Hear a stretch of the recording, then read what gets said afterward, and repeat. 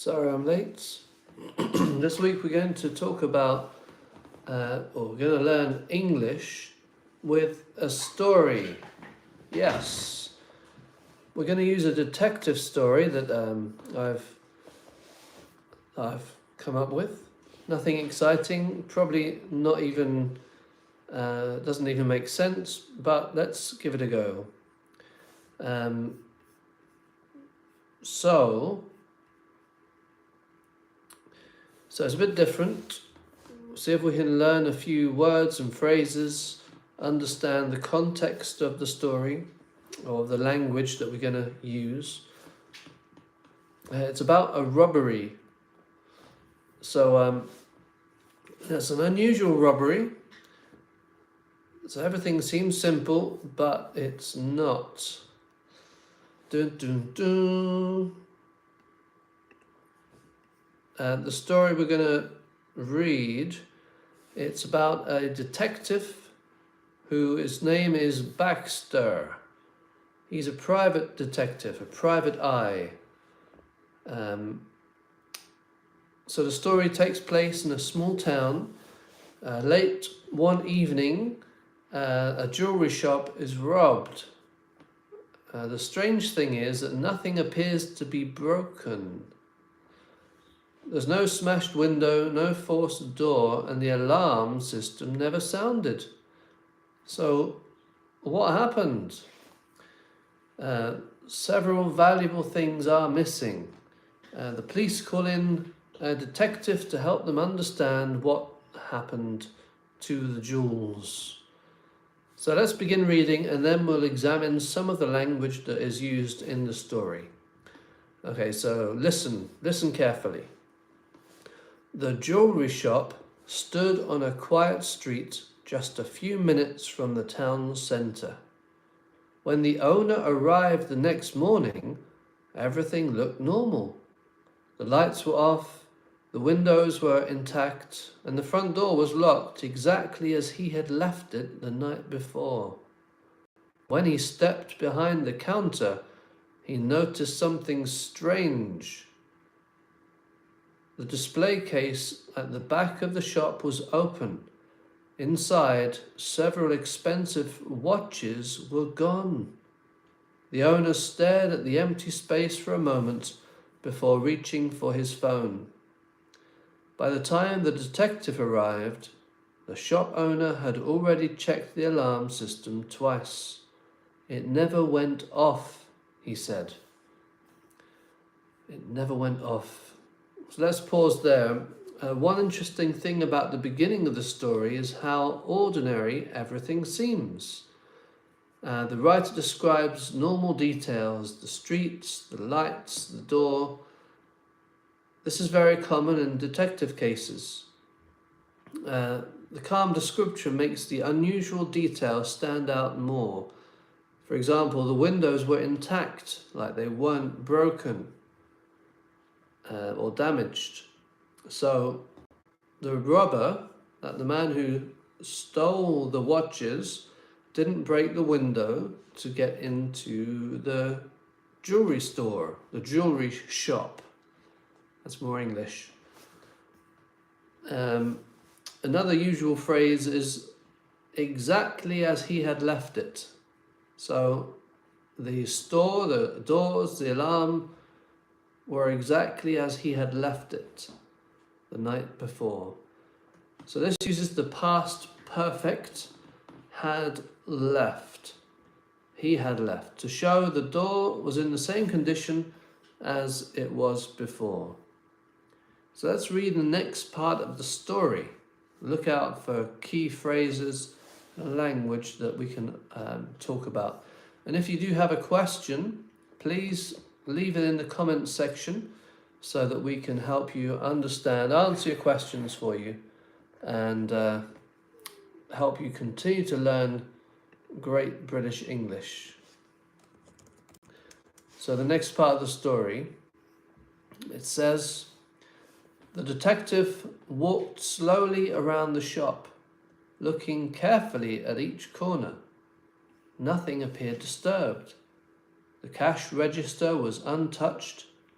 The front window had showed no sign of damage. Finally, he stopped in front of the display case. "You locked this last night?" he asked. "Of course," the owner replied. "I always do." "And no one else has a key?" "Just me and my assistant." The detective nodded, but said nothing. Instead, he leaned closer to the glass. Okay, so let's stop again for a minute and look at some of the phrases. One phrase here is "nothing appeared disturbed." So nothing had been moved or changed or damaged. So he sees no sign anything has been moved or fiddled with. Another phrase is showed no sign of damage. So there's no damage. There's nothing that's been broken or obviously affected by someone else. And see how the detective doesn't speak much. Mostly what he does is observe. He looks. This is typical of detectives like Poirot or Miss Marple or others.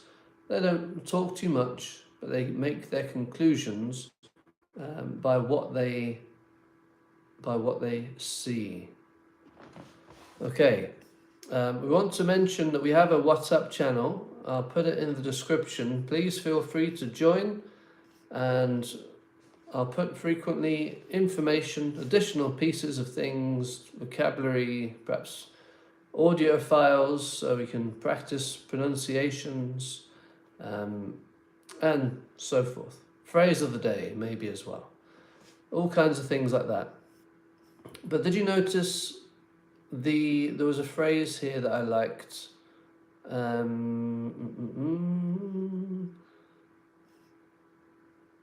He leaned closer to the glass, so he got in closer.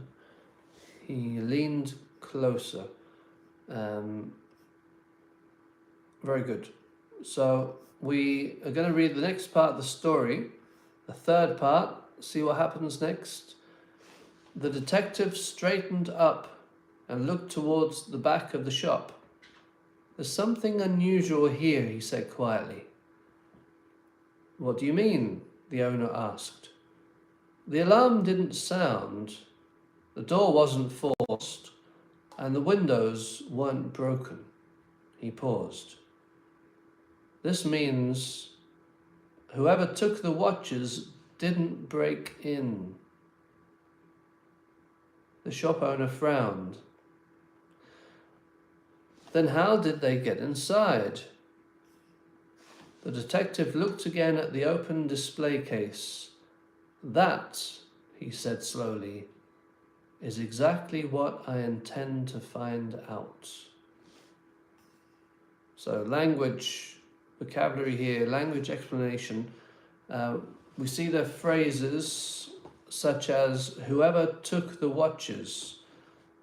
So that refers to the person, the thief, the robber. Whoever took the watches, whoever the thief is, we don't know who it is. So this tells us that whoever it is, it's someone, we just don't know yet. What does the word or the phrase "break in" mean? Break in. It means to enter a building illegally, normally by breaking something or by picking the lock. Have you ever seen that? Where they get the little thing and they fiddle and they open the lock and they get in that way. So, break in. Often forcing a door or breaking a window. But the detective said that there's no signs of a break-in. He doesn't believe there was a break-in.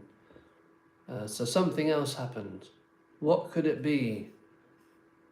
Well, let's review what we've noticed so far. The detective uses simple language and short sentences. And this creates tension in the story. It gives us clues slowly rather than telling us exactly what happened. And also, we see many useful expressions like intact, disturbed, break in during the story. So we can learn by the context. So let's review what happened. It was a quiet shop on a quiet street. Everything looked normal, but when the shop owner went in, there were some watches missing, but the alarm never went off. The windows were fine, and the door wasn't open, it was locked. The detective arrives, he asks questions, he looks around, and there's nothing obvious, to us at least, about what happened. And so he starts asking questions to the owner, and at the end says, "This is exactly what I intend to find out." So, we're going to leave the story there for now, but we'll continue next week, see the second part of the detective's story, see what he finds out, see what happened, and who stole the watches. So thanks for joining the Thursday Night English Club. We look forward to seeing you next week. Subscribe, hit the bell, and you'll get a reminder to watch next week's live stream, part 2 of the detective story. So have a great evening, morning or afternoon, and we'll see you next week. Bye.